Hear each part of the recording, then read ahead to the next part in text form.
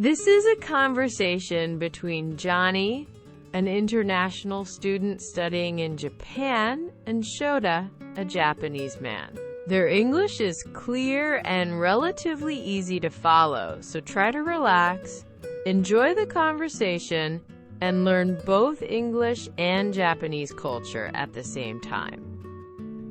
Wow, Shota, I have to say, your room looks really impressive. You have so many books here. And are these all manga? Or do you read other things as well? Yeah, most of them are manga, actually.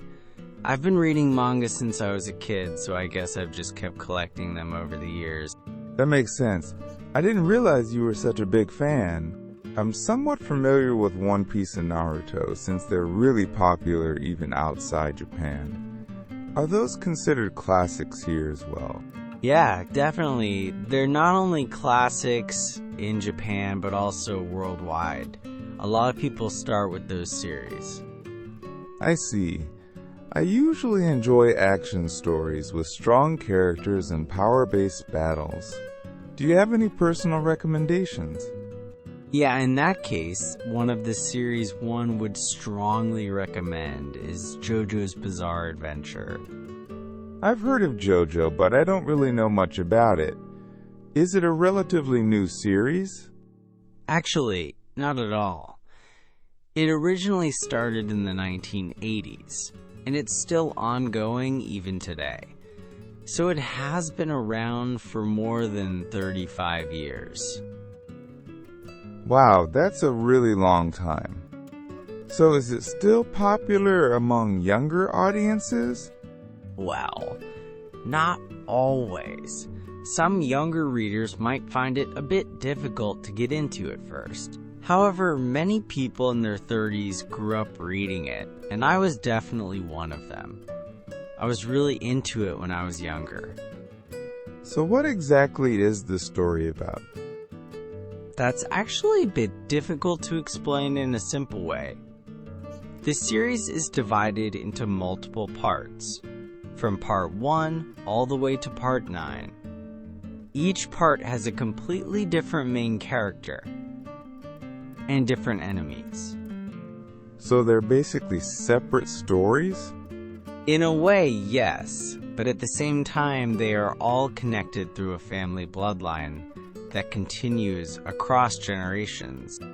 So it's basically a story about a family bloodline that continues across generations, right?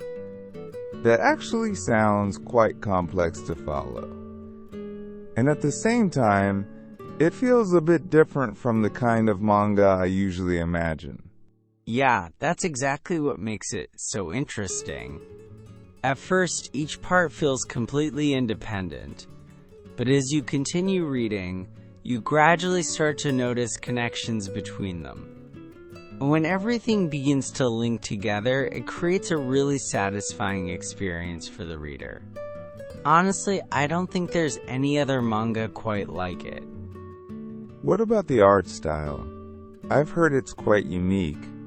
Yeah, it definitely is. To be honest, some people find it a bit hard to get used to at first, and there are even people who don't like it at all. However, once you become familiar with it, it somehow becomes very addictive. So it has a very dedicated fan base then. Exactly. There are many passionate fans who really love the series. Is it recognized internationally as well? Yes, it is. In fact, it has even collaborated with the Louvre Museum, as well as several high-end fashion brands. So it's not just popular as a manga, but also appreciated as a form of art. That's actually quite impressive. You mentioned power-based battles earlier. Does JoJo have something similar? Yes, especially from part 3 onward. That's when a special ability system called stands is introduced. Oh, I see. I really like those kinds of systems, like in Naruto or One Piece. Then you'll probably enjoy it. However, as the story progresses, the battles become increasingly complex. Eventually, the concepts go beyond time and space. That sounds a bit confusing, to be honest. Yeah, sometimes it doesn't fully make sense, but strangely enough, that's part of what makes it so enjoyable. Do you have a favorite character? Not particularly. One of the strengths of this series is that both the protagonists and the villains are very well developed. However, one ability that I personally find interesting appears in Part 4. Oh, what is it? There's a character named Shigechi, and his stand is called Harvest. It has the ability to collect small objects, such as coins. So in real life, you could become rich very easily. Exactly. That's why I find it quite fascinating. Do you have a favorite scene? There are many, so it's hard to choose just one. However, one of my favorites is a battle in Part 6. I won't go into too much detail to avoid spoilers, but there's an enemy called Jailhouse Lock. If you are affected by this ability, you can only remember 3 things at a time. I'm not sure I fully understand that. Yeah, it's quite difficult to explain. That's why I think it's something you should experience for yourself. What was your first impression of the series? To be honest, I didn't like the art style at first. However, the story was so engaging that I quickly became hooked. So the story changed your impression completely. Exactly. Where would you recommend I start? Most people suggest starting from Part 3 because that's where the stand system begins. Of course, starting from Part 1 is also fine, but Part 3 tends to be easier to get into, especially if you enjoy power-based battles. Do you have a favorite part overall? Yes, my personal favorite is Part 7. It's called Steel Ball Run, and it tells the story of a cross-country race across America. That sounds quite different from typical manga settings. Yes, and it recently became available on Netflix as well.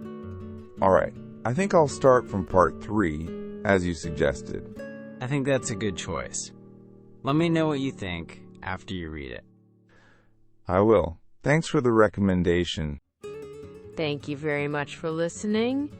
If there's anything else you would like to learn about Japan or Japanese culture, please feel free to leave a comment below. We'd love to hear your questions and ideas. We hope you enjoyed this conversation, and we'll see you in the next episode. Thanks again, and bye for now.